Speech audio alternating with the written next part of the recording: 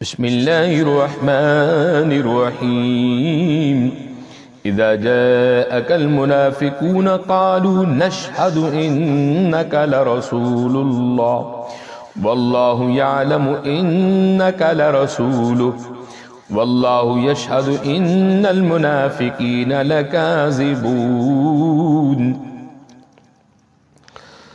اتخذوا أيمانهم جنة فصدوا عن سبيل الله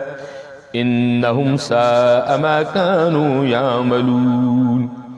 ذلك بأنهم آمنوا ثم كفروا فطبع على قلوبهم فهم لا يفقهون وإذا رأيتهم تعجبك أجسامهم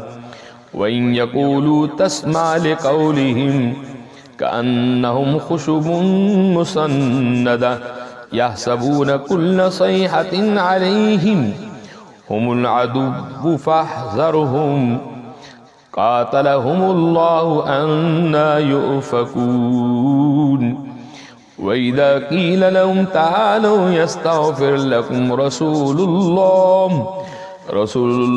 لووا رؤوسهم ورأيتهم يصدون وهم مستكبرون سواء عليهم أستغفرت لهم أم لم تستغفر لهم لن يغفر الله لهم إن الله لا يهدي القوم الفاسقين هم الذين يقولون لا تنفقوا على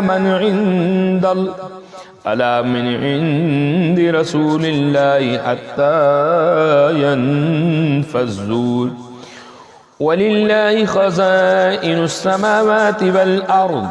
والأرض ولكن المنافقين لا يفقهون يقولون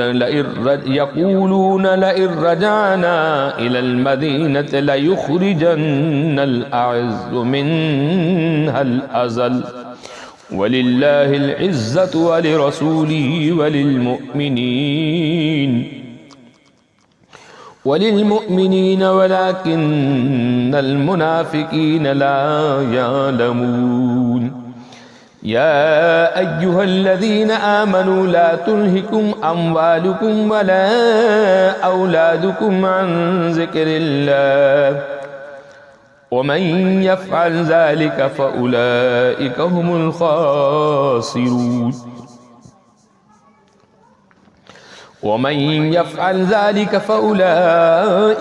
الخاسرون وأنفقوا مما رزقناكم من قبل أن يأتي أحدكم الموت فيقول ربي لولا أخرتني إلى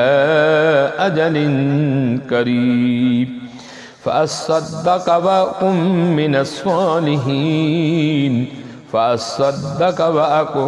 من الصالحين ولن يؤخر الله نفسا إذا جاء أجلها والله خبير بما تعملون صدق الله العظيم.